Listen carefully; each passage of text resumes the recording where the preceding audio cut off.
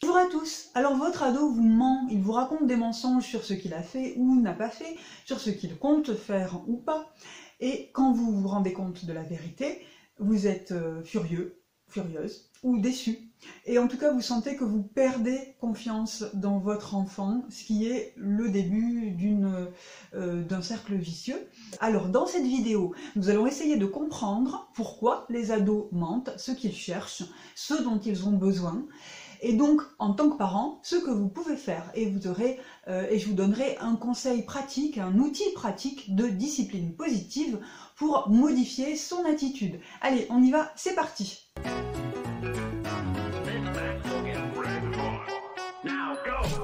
Dans cette vidéo, je m'adresse en particulier à ceux qui voient cette vidéo pour la première fois, qui voient une vidéo de ma chaîne pour la première fois, qui ne sont pas encore abonnés.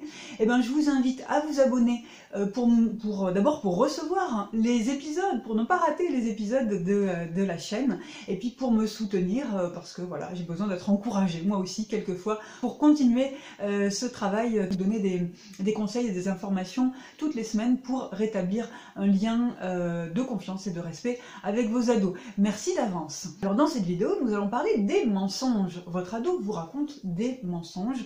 Il peut y avoir 3 raisons principales à cette attitude. Alors, première raison, tout simplement, c'est qu'il veut protéger quelque chose. Quand l'enfant devient un ado, il a besoin de se séparer de ses parents et de se construire en dehors du regard parental. Et parfois, il ne se sent pas le droit de faire ça, ou peut-être qu'il sent que ses parents, que vous, ne lui autorisez pas, ou que vous êtes inquiet ou inquiète, et que vous ne lui laissez pas l'espace de grandir hors de votre regard. Et donc, le seul outil qu'il a à sa disposition, c'est le mensonge. Donc le mensonge pour lui va devenir un outil d'émancipation, d'autonomisation, voilà, pour grandir en dehors de votre regard. Ce que vous pouvez faire en réponse à ce besoin, c'est respecter son intimité. C'est-à-dire ne pas poser des questions, ne pas essayer de tout savoir. Il y a des choses, bien sûr, il faut continuer à discuter. Hein. Je ne dis pas du tout qu'il faut arrêter de discuter, mais il faut bien sûr continuer à discuter. Mais s'il vous dit non, s'il a l'air d'éviter de répondre à vos questions, à ce moment-là, n'insistez pas. Son espace privé, c'est très très important. N'entrez plus dans sa chambre sans frapper. Et si vous frappez, attendez qu'il ou elle vous dise oui, tu peux rentrer, ou qu'il vienne vous ouvrir. La deuxième possibilité, la deuxième raison pour laquelle votre ado peut vous mentir, c'est tout simplement parce qu'il n'ose pas dire la vérité. Première possibilité, pourquoi il n'ose pas? Parce qu'il a fait quelque chose, il sait que c'est répréhensible, et donc il essaye de vous le cacher. C'est le signe qu'il est sain, qu'il se développe sainement, normalement, puisqu'il a conscience de ce qu'il faut faire et de ce qu'il ne faut pas faire.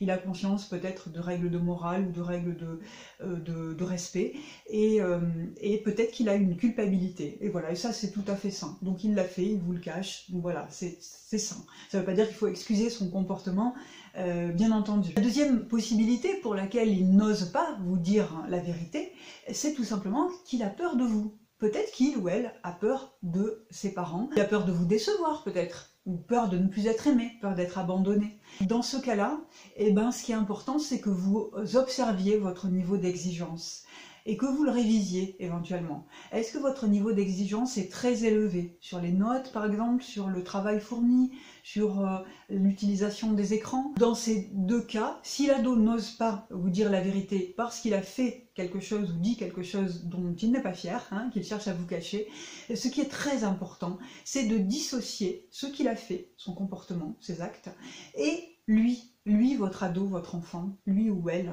dissociez les deux. Vous condamnez son comportement, son acte, mais vous l'aimez toujours, et c'est important de le lui dire. De lui dire, écoute, je suis pas d'accord avec ce que tu as fait, mais si tu veux, on en parle parce que je te soutiens et je t'aime toujours. Troisième raison possible pour expliquer le mensonge de votre ado, c'est qu'il veut donner une bonne image de lui ou d'elle. Alors peut-être qu'il ou elle peut s'attribuer le résultat d'une action ou une action elle-même, alors qu'il n'y a pas de part, hein, alors c'est quelqu'un d'autre qui l'a fait, mais il essaye de s'en attribuer une part pour gagner en estime. C'est le signe d'un manque d'estime de soi ou d'un manque de confiance en soi. Donc c'est important de l'encourager. Hein. Un des pères de la discipline positive, Rudolf Dreikurs, dit que l'encouragement est à l'enfant ce que l'eau est à la plante. Donc encouragez, encouragez, encouragez votre enfant et votre ado. Le mensonge peut aussi révéler ce que votre ado rêve de devenir. La personne, l'être qu'il ou elle rêve d'être. Et ben voilà, tout simplement, c'est le signe, c'est un demi-mensonge, puisque c'est ce qu'il veut, c'est ce vers quoi il va. Et peut-être qu'il n'ose pas l'assumer, parce qu'il parce qu'il a peur de votre réaction. Hein. Montrez-lui que assumer ses désirs, c'est un signe de puissance, de confiance en soi. Toujours assumer ses désirs, quoi qu'en pensent les autres.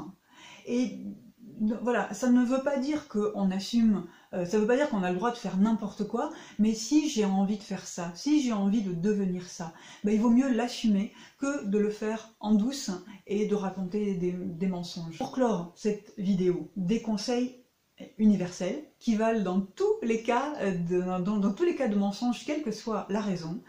Dissociez votre enfant, votre ado, de son comportement. Ensuite, souvenez-vous que le parent est un modèle. Vous êtes le modèle de votre enfant, de votre ado. Faites attention à ne pas mentir, ne pas lui mentir à lui ou à elle, mais ne pas non plus mentir en sa présence à vos amis, à vos voisins, même si c'est pour... Vous avez certainement les meilleures raisons du monde, hein, vous aussi, mais évitez de mentir devant lui ou devant elle, parce que ça va donner tout simplement une autorisation et une image... Vous voyez, ça va désynchroniser ce que vous dites et ce que vous faites. L'outil de discipline positive dont je vous ai parlé, c'est les questions de curiosité. Quand votre enfant vous a menti sur quoi que ce soit, sur lui, sur une action, sur là où il était, là où il n'était pas, ouvrez et posez des questions de curiosité. Donc, dans questions de curiosité, il y a les questions, bien sûr, et puis il y a la curiosité. La curiosité saine, la curiosité... bienveillante, qui fait que vous vous intéressez à votre enfant, à votre ado. Alors dans ces questions, évitez les questions qui commencent par « pourquoi ». Pourquoi on évite les questions en « pourquoi ». Parce que si vous dites « pourquoi tu as fait ça ? Pourquoi tu m'as menti ?» tout simplement votre ado, qu'est-ce qu'il va faire? Il va essayer de se justifier. Donc vous n'allez rien apprendre d'intéressant. Choisissez plutôt des questions en comment et en qu'est-ce que. Alors par exemple, concrètement, qu'est-ce qui s'est passé? Oui, qu'est-ce qui s'est passé? Quelle était ton intention? Tu avais peut-être une bonne intention en faisant ça? Quelle était-elle? Et puis l'amener à s'interroger sur les conséquences de ses actes. Et puis vous aussi, vous avez envie, sans doute, de savoir quelles vont être les conséquences de ses actes. Donc vous pouvez lui demander, et maintenant, qu'est-ce qui va se passer à ton avis? Qu'est-ce qui pourrait t'aider? Qu'est-ce qui pourrait t'aider à l'avenir à ne pas faire ça ou à ne pas mentir? Voilà, j'espère que cette vidéo vous a été utile. Si c'est le cas, n'hésitez pas à la liker, la commenter là juste en dessous, la partager, vous abonner à ma chaîne. N'hésitez pas à aller voir plus d'informations sur le coaching parental sur le site internet que j'ai indiqué dans les commentaires de la vidéo. Je vous dis à la semaine prochaine, salut!